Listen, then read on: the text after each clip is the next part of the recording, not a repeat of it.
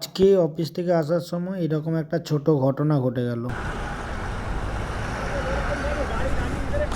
দাঁড়ান দাঁড়ান, ঢুকে গেছে গাড়ি। চাবি বন্ধ করুন, চাবি বন্ধ করুন।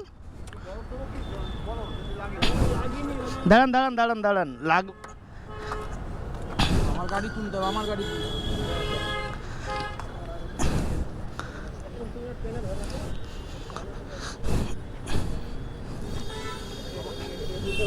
আমার গাড়িটাকে তুলতে হবে, তাহলে বড় জায়গাটা দেখুন যদি হয়, নাহলে এখানে আছে চাবি খুলতে হয় নাকি দেখুন। আমার গাড়িটা না, আমি গাড়ি তুলছি, ওটা বের করার চেষ্টা করছি।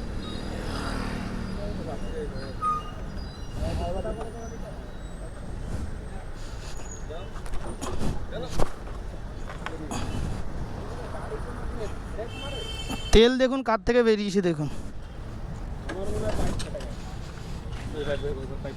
পাইপ ফেটে গেছে, যেহেতু সাইলেন্সার ঢুকে গেছে না ওখানে।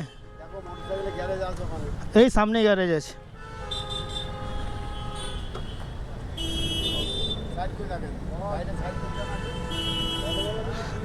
আমি নিজে কন্ট্রোল করেছি, এটাই আমার ভাগ্য ভালো। আমি ভাবলাম বাস মেরেছে আমাকে, মানে আপনি তো মেরেছেন, আমি তো ওটা দেখিনি। স্লো হয়েছে, আমিও সিধা এসেছি, গাড়িটা একটু সাইড করো। তুমিও সিধা এসে স্লো করেছো, আমিও তোমার। আমি জানি আমি নির্ঘাত পড়বো, মানে আমার এতটা এবার গাড়ি স্লো অবস্থায় আছে তো পুরো ডিসপ্লে হয়ে গেছে।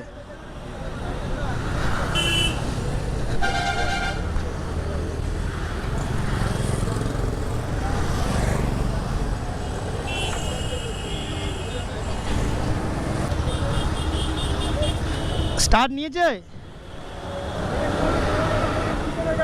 হ্যাঁ, না আমার গাড়ি কিছু হয়নি। ব্যাপারটা কি বলতে, আপনি মেরেছেন, আমার গাড়ি পুরো কেঁপে গেছে। আমি জানি বাস মেরেছে আমাকে। সবার সেম জায়গায় লেগেছে। এবার আমার গাড়ি এত স্লো ছিল না, 40 মতো ছিল, 60-এ ছিল। সেখান থেকে আমি জাস্ট এক্সেলেটারটা ছেড়েছি।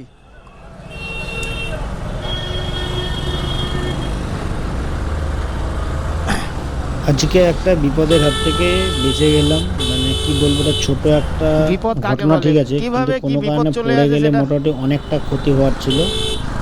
এই দুজন দাদার বাইক কিভাবে ঢুকেছিল সেটাও দেখেছেন, আবার আমার বাইকের পেছনেই ধাক্কাটা মেরেছিল ওই দাদা। আপনার নিচের মনে সাইলেন্সারটা একটু বেঁকেছে হয়তো, নিচের সাইলেন্সারটা একটু বেঁকে গেছে হয়তো। আমার পায়ের এই জায়গাটা মনে একটু চোট লেগেছে, একটু ব্যথা ব্যথা করছিল, তাই দেখলাম।